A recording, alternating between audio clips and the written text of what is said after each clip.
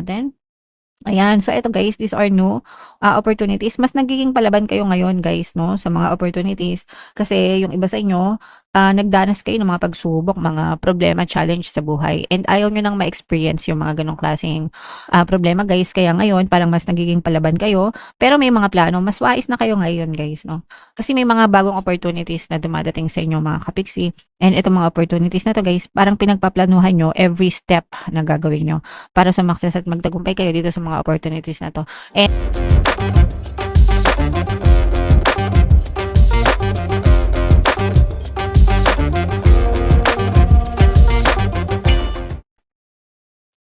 hello guys, hello Cancer. Welcome back to Pinay Pixie Tarot. Ang pamagat ng episode natin for tonight is full moon kapalaran para ngayong May to June guys para sa Cancer, Sun, Moon, Rising sign and Venus. Ito yung pangalawang full moon natin ngayong May guys kasi yung first full moon natin ay nung May 1 tapos ngayon naman May 31 mga kapiksi and yung susunod natin na full moon ay sa June 29 guys. So ang reading na to ay para sa period na yan.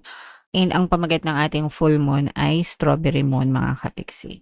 So ito yung moon message para sa inyo guys. Step out of your comfort zone. So labas-labas tayo ng comfort zone mga kapiksi kasi sa labas ng comfort zone guys, nandun yung mga unlimited na opportunities mga kapiksi. And kapag unlimited yung opportunities, unlimited din yung chance na lalo tayong sumagana sa buhay natin mga kapiksi. Parang ano lang yan guys, no? Palagi kong sinasabi sa inyo, parang fish pond versus ocean. Di ba? Pag nasa fish pond kayo, kunwari isda kayo, kapag nasa fish pond kayo, kung ano lang yung resources na available dun sa fish pond na yun lang yung ma-experience nyo. Pero, kapag nasa dagat na kayo guys, unlimited na yan, no? And unlimited opportunities, unlimited experiences, unlimited resources, 'di ba? Maraming ganap na walang katapusan na pwede niyong ma-experience kapag lumabas kayo ng comfort zone niyo.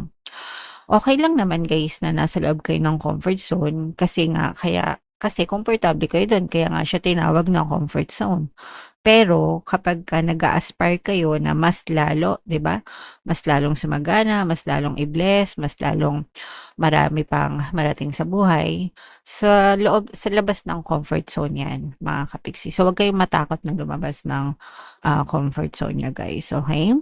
Attune to the moon and know I'm headed in the right direction. So, maniwala kayo, guys, na palagi tayong ginagabayan ng ating mga gabay, sa tamang direksyon ng buhay natin, mga kapiksi.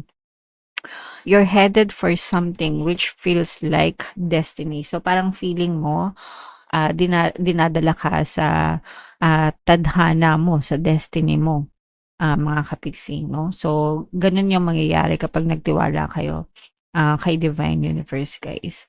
You need to face a fear and get over it. So, kaya tayo natatakot lumabas ng comfort zone natin dahil sa mga doubts and fear, guys. Pero dapat i-overcome niyo yung mga fear na yun. Mga kapiksi, sinasabi ko nga sa inyo yung favorite na shine-share ko dun sa movie ng Dune. Sabi ng author dun, "I must not fear. Fear is the mind killer. It's a little death that brings obliteration." So yung takot at duda, yun yung pumapatay sa mga pangarap natin, mga kapiksi. Okay? Stand on your own 2 feet, you've got this. So matuto kayong tumayo sa sarili niyong mga paa, mga kapiksi, and kayang-kaya niyo yan guys, okay? So yan yung ating moon message para sa inyo. Ito naman yung next natin is yung mga love message or love advice para ngayong full moon season, Cancer.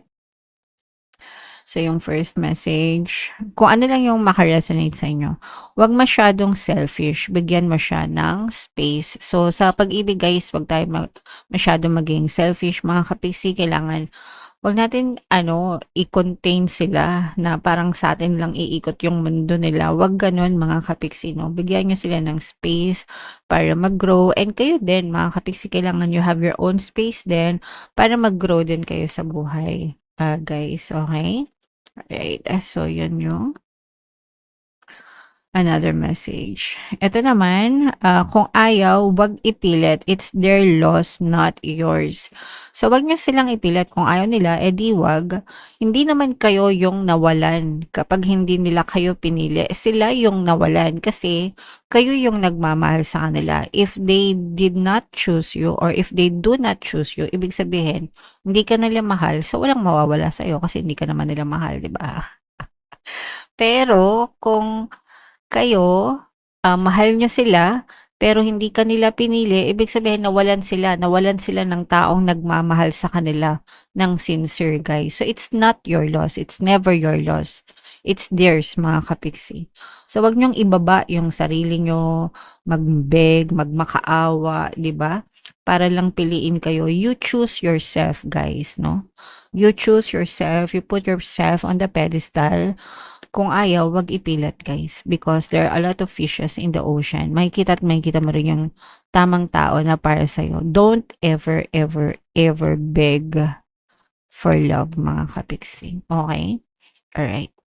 And another message, guys, wag maghabol, no? Kakasabi lang, kung ayaw, wag ipilit, wag maghabol. Attract love instead. So, paano nyo ma-attract yung love? You love yourself. You choose yourself. Kapag pinipili mo yung sarili mo and minamahal mo yung sarili mo, you become naturally attractive sa ibang tao, guys. And you will attract the same kind of love dun sa quantum bubble mo, guys. Okay?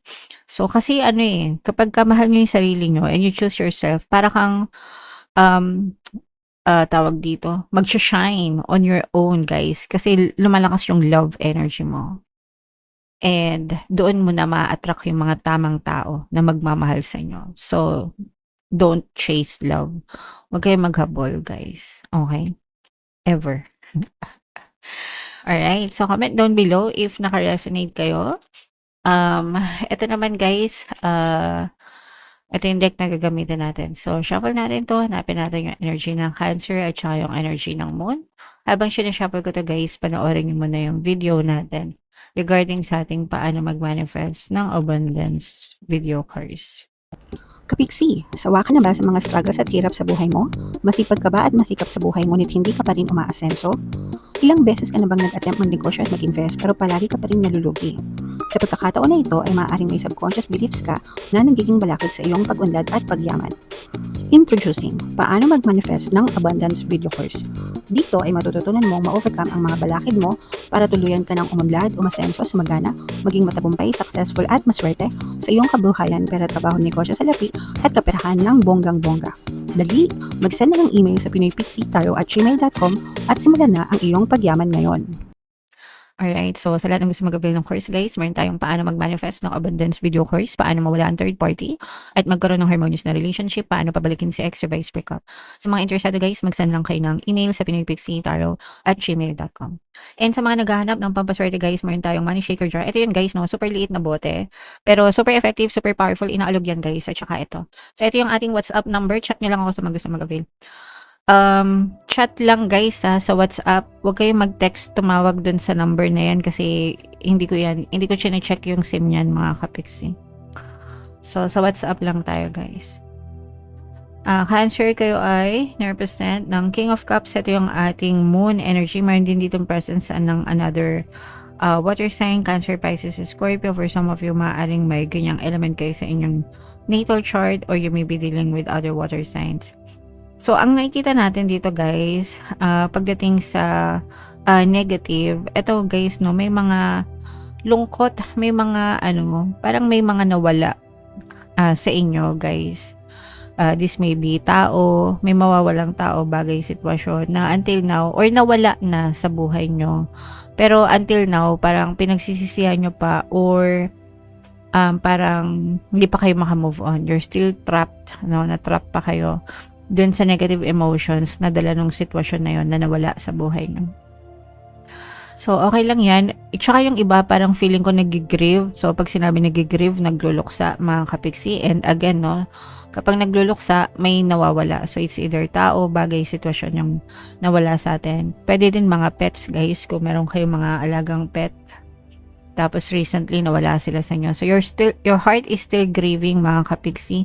And okay lang yan guys. Iiyak nyo lang hanggang gusto nyo mga kapiksi. Wala namang gamot sa grieving guys. Only time will heal you. So okay lang yan guys. Magiging ma-okay din kayo. This too shall pass, no? Lilipas din yan mga kapiksi. Alright? Okay. And ito naman guys, sa positive naman, you will soon be able to afford the things that you want to buy mga kapiksi. Kasi yung iba sa inyo talagang nag-iipon, nagsisave, at saka nagpapalago ng kaperahan mga kapiksi. No? So parang kapag may extra kayo, it's either sinisave nyo or ini-invest nyo. And mapapalago nyo siya mga kapiksi or lumalago na siya. For some of you, maaring lumalago na siya ngayon. Guys, and for some of you naman guys, mapapalago nyo siya, yung ibig sabihin nun. So start saving, start investing. Mga kapiksi, kailangan marunong kayo mag-budget, kailangan marunong kayo mag-handle ng pera guys, para hindi mawala, mapunta sa wala yung mga blessings at biyaya. Pagpapahalaga ito sa biyaya guys na binibigay sa inyo ni Divine Universe, okay? But definitely guys, mapapalago nyo yung mga savings, yung mga investment na para sa inyo. It's a slow process mga kapiksi, but regardless kahit na slow yung process, may progress pa rin siya guys. Excuse me. Alright, and eto naman guys, for some of you, may may manunuyo. This is a new relationship coming to you. Pero guys, sarado yung puso ng iba sa inyo, mga kapiksi. Probably dahil pwedeng kakabreak nyo pa lang or galing kayo sa traumatic na relationship and yung iba sa inyo parang natakot na magmahal or natakot na ulit pumasok sa isang relasyon. Kaya parang guarded yung puso nyo guys. And okay lang yan kung hindi pa kayo ready na magmahal or hindi pa kayo ready sa isang relationship. It's okay, mga kapiksi. Pero you can open your heart still, no? Dahil dadating din ang tamang tao para sa inyo, guys. Alright? And sa mga may business naman, mga kapiksi, kumakalat yung negosyo nyo, guys. So, malayo yung mararating ng business nyo. Lalo na kapag na-utilize nyo yung SOCMED or social media, mga kapiksi.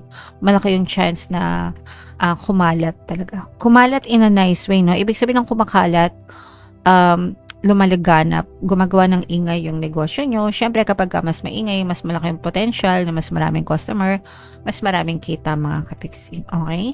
So, sa mga may business yan, sa mga may negosyo, guys. So, what else? Tingnan pa natin. Ayan. So, eto guys, these are new opportunities. Mas nagiging palaban kayo ngayon, guys, no? Sa mga opportunities. Kasi, yung iba sa inyo, nagdanas kayo ng mga pagsubok, mga problema, challenge sa buhay. And ayaw nyo nang ma-experience yung mga ganong klaseng problema, guys. Kaya ngayon, parang mas nagiging palaban kayo. Pero may mga plano, mas wais na kayo ngayon, guys, no? Kasi may mga bagong opportunities na dumadating sa inyo, mga kapiksi. And itong mga opportunities na to, guys, parang pinagpaplanuhan nyo every step na gagawin nyo para sumakses at magtagumpay kayo dito sa mga opportunities na to. And definitely, guys, makakatulong ito para sa pag-unlad, pag-asenso ng buhay nyo. So, explore lang ng opportunities, guys. Make sure na kumikilos at nagpaplano ng maayos para maging maganda talaga yung resulta para sa inyo, Cancer. Alright? Okay, so yeah. Comment down below, guys, if feeling nyo nakaresonate kayo dyan. Lahat ng mga magaganda, guys, i-mind nyo na itong mga new opportunities na to. Itong mga nag-i-improve yung savings, lumalago yung savings, guys. Itong mga new love connection. Yan, i-mind nyo na, guys, sa comment section. For more tarot readings, ito yung playlist nyo. Ito naman yung ating success stories ng paano mag-manifest ng abundance video course. Panoorin nyo itong video natin, guys, about money shaker jars. Thank you for liking, sharing, and subscribing. See you next time, guys. I love you all. Have a nice day. Bye-bye.